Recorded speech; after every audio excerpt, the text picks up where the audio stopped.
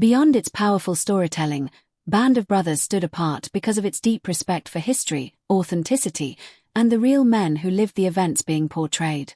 From brand partnerships to battlefield tactics, from uniforms to veteran involvement, the series was built on an uncompromising commitment to truth. Each creative choice strengthened the emotional impact and transformed the production into something far greater than a television drama. This partnership showed how brands could connect with premium content in a way that enhanced the viewing experience rather than distracting from it. The collaboration felt natural because Jeep truly belonged within the context of a World War II story. Number 9 focuses on how veterans kept the production honest. The real survivors of Easy Company did more than simply inspire the series. They came to the set, observed the filming process, and ensured that every detail felt authentic. Their involvement elevated the production from a typical Hollywood recreation into something far more meaningful, sacred, and accountable. These men walked through the sets, inspected the uniforms, watched the actors closely, and pointed out inaccuracies whenever something felt off. A helmet worn the wrong way. A tactical movement that did not align with their training. A line of dialogue that failed to ring true. The veterans noticed everything. The cast and crew felt immense pressure knowing the real heroes were present and watching. The emotional impact of these visits affected everyone involved. Actors often found themselves overwhelmed during conversations with the men they portrayed, listening to first-hand stories that were never recorded in history books. The series ultimately became a collaboration between Hollywood and history, with veterans acting as both advisors and moral compass. Number 10 highlights uniforms that told real stories. Every uniform used in Band of Brothers functioned as a carefully built historical record. Costume designers did more than create clothing appropriate for the time period. They designed each uniform to reflect the lived experiences of individual soldiers, matching real military documentation down to the smallest insignia and pattern of wear. The team researched unit patches, rank symbols, and equipment loadouts with obsessive attention to detail. They studied photographs of Easy Company members to understand how gear looked after months of combat. Each costume was then artificially aged, with fabric pre-worn to produce realistic scuffs, tears, and stains. This dedication to authenticity went beyond what cameras could even capture. Soldiers carried personal items that matched their characters' backgrounds. These were not merely costumes. They functioned as time machines, placing actors into the physical reality of real men and helping them feel the weight and strain of being a paratrooper during World War II. Number 11 focuses on paratrooper school for Hollywood actors. While the actors were not required to jump from planes, every other aspect of being a paratrooper was demanded of them.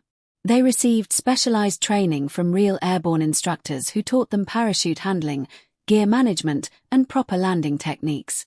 This training was not performed for appearances alone.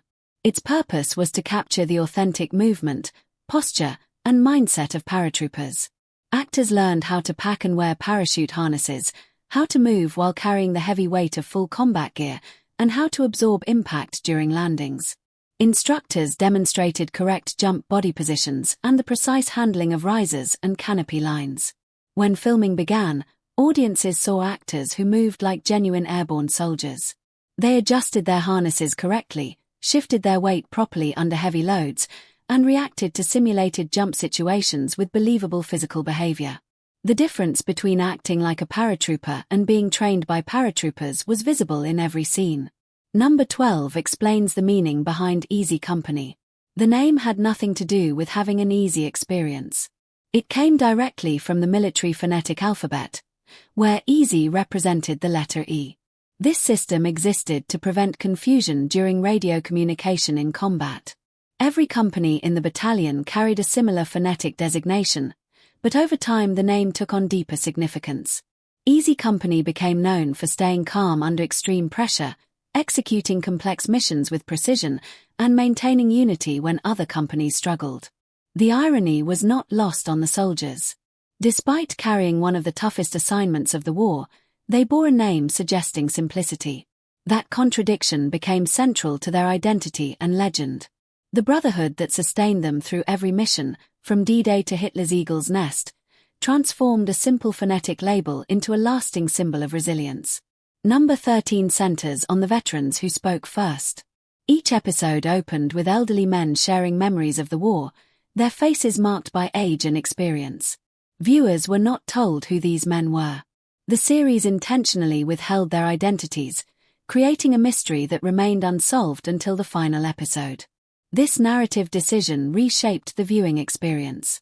Audiences watched young actors endure brutal combat, then listened to older men reflect on the same events without knowing which veteran corresponded to which character. The result was deeply haunting. Every interview became a clue, every comment a piece of a puzzle. The final episode revealed the truth in one of the most emotionally powerful moments in television history. As names appeared on screen linking each veteran to their on-screen portrayal, the realization became unavoidable. These men were not narrators or performers. They were the actual heroes whose story had just been told. That revelation transformed reflection into reality, intensifying the emotional weight of every battle, loss, and victory. Number 14 examines the battle that became a textbook. Military academies around the world continue to teach one particular engagement depicted in Band of Brothers: the assault on Brough Manor.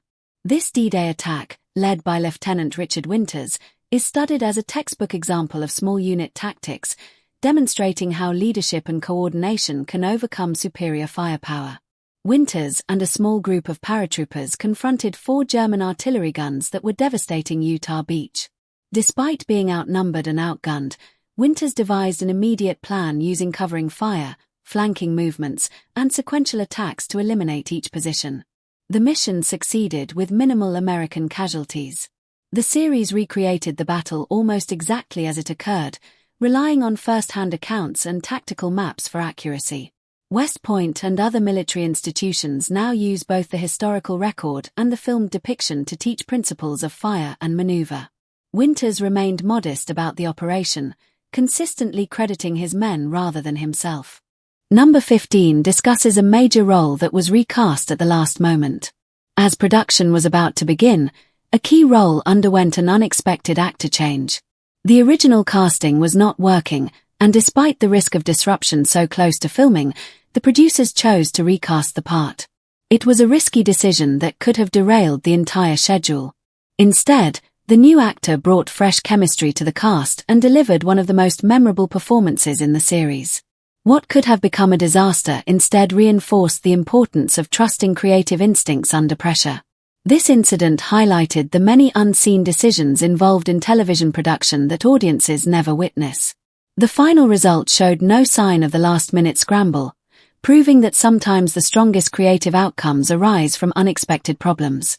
Number 16 concludes with the premiere that returned to Normandy. Rather than debuting in Hollywood or New York, the world premiere took place where the story originally began. HBO brought the cast, creators, and surviving members of Easy Company to Utah Beach in Normandy, the same location where American paratroopers had landed 57 years earlier. It was a powerful homecoming. Veterans who had once stormed those beaches returned as honored guests, surrounded by the actors who portrayed them and the filmmakers who told their story. Families of fallen soldiers were present, creating an atmosphere filled with emotion and remembrance. The premiere became more than a screening. It became a living memorial. As the opening credits played with Utah Beach in view, the boundary between past and present faded. This was no longer just a television series. It became a tribute that connected generations, honoring the sacrifices of the greatest generation while ensuring their legacy lived on.